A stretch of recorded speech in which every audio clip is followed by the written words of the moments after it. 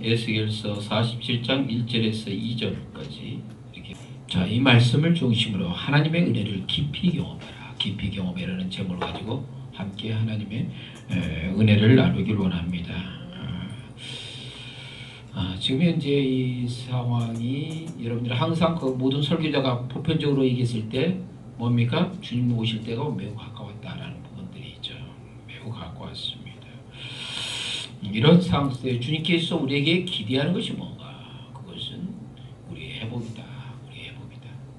그것이죠. 주님께서 오시기 직전에 마지막 주님께서 우리를 부르시기 위해서 우리가 먼저 이루어질 것들이 뭡니까? 바로 회복이라는 것이죠. 회복. 오늘 이 본문의 말씀에는 생명수와 생명나무 열매 부분이 나오고 있습니다. 이것이 오늘날 이 시대에 어떤 중요한 의미를 갖고 있는가? 그것은 마지막 주님께서 오시기 그 직전에 늦은 비의 성령의 역사가 이 땅에 이루어진다. 그런 거죠. 우리가 미국의 에즈버리 대학교에 어떤 성령의 역사가 이루어진 것처럼 곧 우리나라에도 강력한 늦은 비의 성령의 역사를 저는 기대하고 있습니다. 그래서 그러한 상황 속에서 우리가 하나님의 은혜를 더 깊이 경험하기 위해서는 어떻게 할 것인가? 어떻게 할 것인가?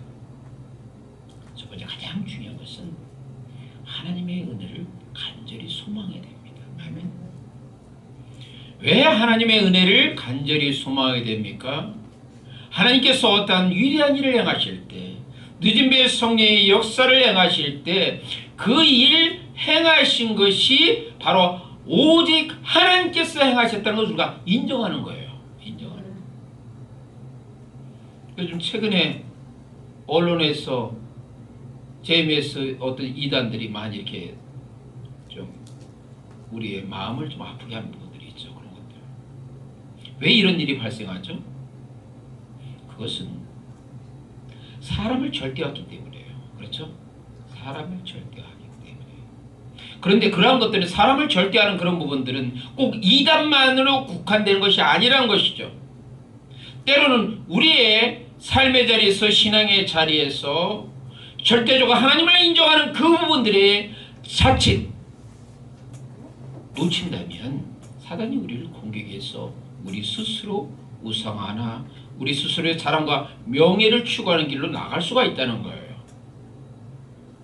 생명의 부여자가 되시는 그 주님께서 그 위대한 일을 행하신 부분에 대해서 우리 간절히 기대하고 소망하는 자세가 필요합니다.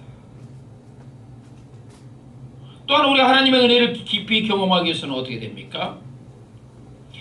우리의 삶의 자리의 중심에 주님이 계셔야 된다는 거죠. 그렇죠? 우리 갈라디아서 2장 20절에 보니까 내가 그리스도와 함께 십자가에 못 박혔다라고 하죠. 그런즉 이제 내가 산 것이 아니요 내 안에 누가? 주님께서 사신다고 그랬죠.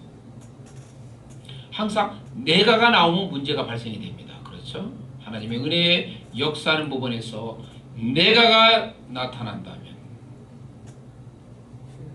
문제가 발생이 된다는 거죠. 나의 삶의 자리에 우리의 공동체의 모든 생활의 자리에 주님이 중심이 되어야 된다는 거죠. 주님이 중심이 되어야 된다. 그랬을 때 우리는 더 깊이 하나님의 은혜를 경험하게 된다. 하나님의 은혜를 경험한다. 오늘 본문의 말씀 보니까 어떻습니까? 그 생명수가 어디에서 이루어지죠? 바로 성전 문지방 밑에서. 무엇을 이야기하고 있어요? 하나님을 통해서 하나님이 중심이 된다는 얘기죠. 그렇죠? 거기서 시작돼야 되는 거죠. 은혜는 하나님이 중심이 되고 하나님으로부터 시작돼야 되는 부분이에요. 그것이 은혜다운 은혜입니다. 많은 것들이 처음에는 은혜로 시작했다가 무너지는 것들이 뭐가 있습니까? 내가 나오고 내가 중심이 돼가지고 하려고 하는 그 어리석음과 교만 때문에 문제가 되는 거죠. 그러니까 주님께서 이러한 오늘 이 본문의 말씀을 통해서 너는 제거시켜라.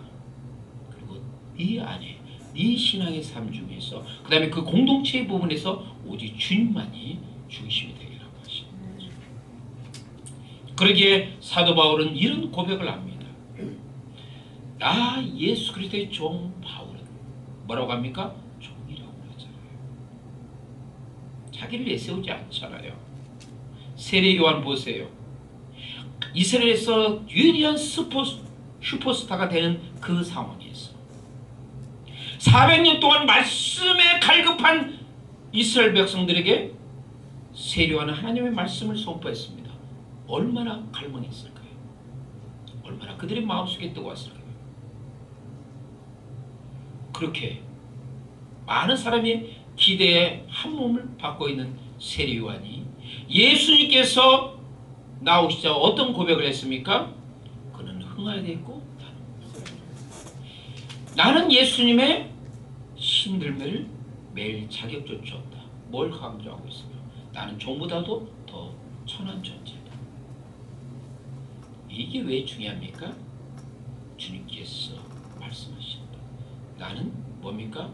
순종한 자리에 들어간다는 얘기예요. 순종의 자리에 들어간다. 하나님의 은혜를 여러분이 더 깊이 경험하고 원합니까? 그렇다면 순종의 자리로, 복종의 자리로 들어가야 돼요. 그래서 우리는 하나님의 은혜를 더 깊이 경험할 수 있습니다. 또한 하나님의 그 생명의 역사가 일어나는 자리에 어떤 일이 있습니까? 오늘 본문의 말씀이니까 이 생명수 강이 흘러갈 때 죽었던 자리에 뭐냐? 다시 생명의 소생함이 일어나는 거죠. 그렇죠. 이 땅의 마지막 때, 주님 오실 때가 매우 가까운 이때 죽어가는 수많은 영혼들이 생명의 역사로서 하나님의 말씀의 역사를 통해서 그들의 영혼이 다시 소생되는 우리가 놀라운 역사를 목격해야 됩니다. 거기에 우리는 뭐 해야 됩니까? 바로 증인되어야 돼요. 일꾼이 되어야 됩니다. 예수의 일꾼이, 주님의 일꾼이 우리가 되어야 될 줄 믿습니다. 주님께서 우리에게 기대하는 거예요. 그 기대에 우리가 부응하는 것이 하나님의 선한 뜻에 우리가 온전히 이루는 것입니다. 그러한 생명의 역사를 또 떠냈습니다. 치유의 역사가 나타나고 회복의 역사가 됩니다. 우리가 요한계시록 말씀해 보니까 주님께서 뭐라고 합니까? 내가 만물을 새롭게 한다고 그러잖아요. 그렇죠? 만물을 새롭게 한다.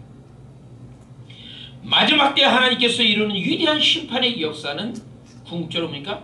만물을 새롭게 하는 부분이에요. 그렇죠? 그런 위대한 생명의 역사가 일어날 때 우리는 거기에서 쓰임받는 일꾼의 자리로 들어가야 되는 것이죠. 그러면서 주님께서 원하시는 풍성한 열매와 화실을 맺는 그것이 하나님의 은혜를 더욱 깊이 경험하는 것이다.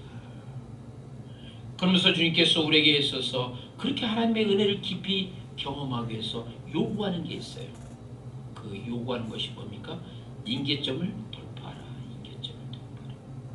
여기서 보니까 일천척을 측량했을 때 처음에는 발목, 그 다음에 무릎, 그 다음에는 어떻습니까? 허리, 그 다음에 창이라는 부분이죠. 그렇죠.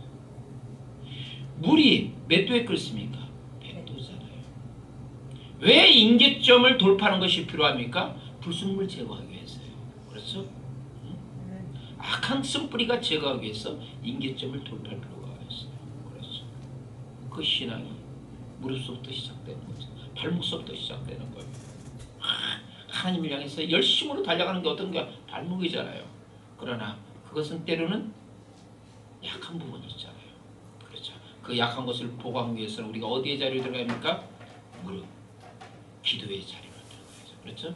기도의 자리로 들어가야 돼요. 기도의 자리로 들어가서 모든 것을 하나님 앞에 의탁하고 맡기는 그 기도의 자리로 들어가요.